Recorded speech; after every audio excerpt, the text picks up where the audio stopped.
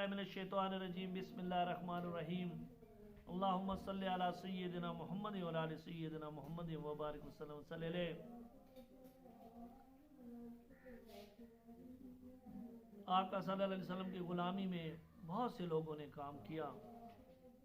उनमें एक फरीदुद्दीन गंज शकर और उनके वालिदैन भी शामिल हैं। जब हज़रत शेख फरीद कुतुब मकतब में दाखिल हुए तो थोड़े ही दिनों में तमाम उलूम पढ़ लिए, कुरान पाक हिफ्ज़ किया। मुल्तान में मौलाना मिनाजुद्दीन की मस्जिद में किताब नाफे पढ़ रहे थे कि उन्हीं दिनों ख्वाजा कुतुबुद्दीन उसी मुल्तान में तशरीफ़ लाए। उसे मस्जिद में पहुँच कर शेख फरीदुद्दीन से पूछा, बेटा क्या पढ़ रहे हो? आपने अर्ज़ किया, नाफे पढ़ रहा हूँ। आपने फरमाया, इंशाअल्लाह इस किताब से नफ़ा पाओगे। ख्वाजा फरीदुद्दीन को ख्वाजा कुतुबुद्दीन की बात इतनी पसंद आई कि दिल में उतर गई और मुरीद हो गए। ख्वाजा कुतुबुद्दीन मुल्तान से रवाना हुए तो आप भी दिल्ली की तरफ साथ चल पड़े, मगर ख्वाजा ने यह बात मंजूर न की और फरमाया, तुम मुल्तान में रहो, ज़हरी इल्म हासिल करो, पूरे आलम बनो, फिर हमारे पास आना, क्योंकि बेइल्म ज़ायद शैतान का मस्खरा होता है। हज़रत ख्वाजा फरीदुद्दीन कुछ अरसा बाद मुल्तान से कंधार गए और इल्म हासिल करने के बाद बगदाद पहुँचे।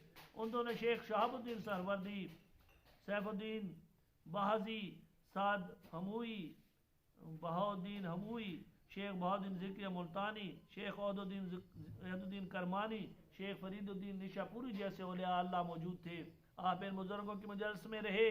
कुछ अरसे बाद दिल्ली आ गए और अपने पीर की खिदमत में रहने लगे।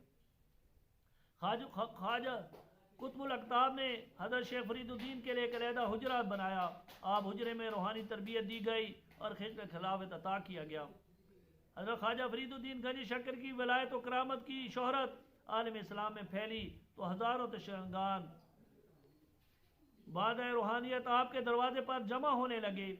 आप हत्तुल इम्कान कोशिश करते कि आम लोगों से दूर रहें, चुनांचे आप कसदन देरी छोड़कर हाँसी चले गए। वहाँ 2 साल तक क़याम रहा, मगर वहाँ भी लोगों ने आपको घेर लिया। चुनांचे वहाँ से चलकर एक गैर मारूफ मुकाम और जोधन पाक पतन क्या फरमा हुए। वहाँ के लोग जहल और दुरुस्त थे और उनमें से अक्सर बुजुर्गान दीन के बुनकर भी थे। आप शहर के बाहर कीकर के दरख्तों के एक झुंड में रहने लगे। वहाँ आपके अहलो यार और दूसरे मुतल्लिकीन अक्सर फाका में गुजर बसर करते। बाद औक़ात यूँ होता कि उन्हें 3 दिन के बाद मुश्किल से खाना मुयस्सर आता। चूँकि आपको अल्लाह पर भरोसा था, आपने इस फाका कशी की कभी परवाह न की।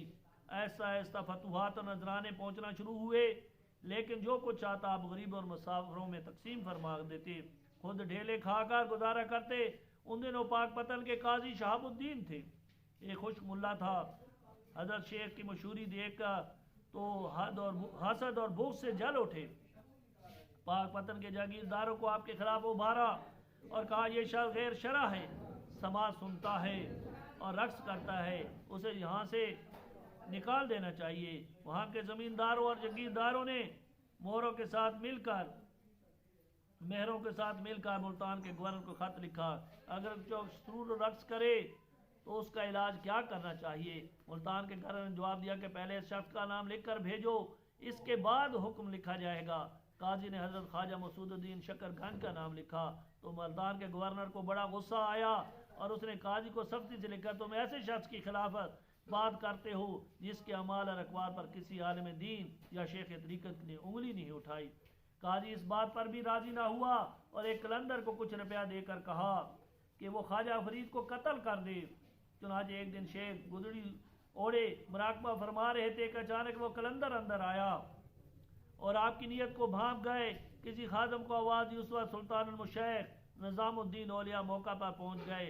आपने उन्हें बताया कि अभी हमारे घर में एक शक्लो शबाद का कलंदर दाखिल हुआ है। इसकी कमर में जंजीर है और कानों में सफ़ेद चांदी के मुंदरे हैं और बगल में छुरी है। इसको कह दे कि वो यहाँ से चला जाए वरना नुकसान उठाएगा। कलंदर ने आपकी ये बातें अपने कान से ही सुन ली और वहाँ से भाग गया। एक दिन एक बदबख्त कलंदर आपके पास आया। उस वक्त अपनी दाढ़ी की कंघी कर रहे थे। कलंदर कहने लगा, ये कंघी मुझे दे दो।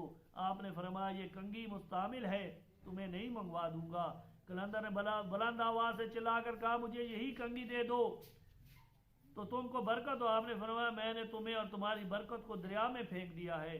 कहते हैं कि उसी दिन कलंदर दरिया में नहा रहा था, पीछे से जोर का एक रेला आया और उसे दरिया में गर्क कर दिया। अल्लाह ताला हमें भी आका सल्लल्लाहु अलैहि वसल्लम के गुलामों की सच्ची ताबेदारी नसीब अता फरमाए। वाखिर दावाना अनिल हम्दुलिल्लाहि रब्बिल आलमीन।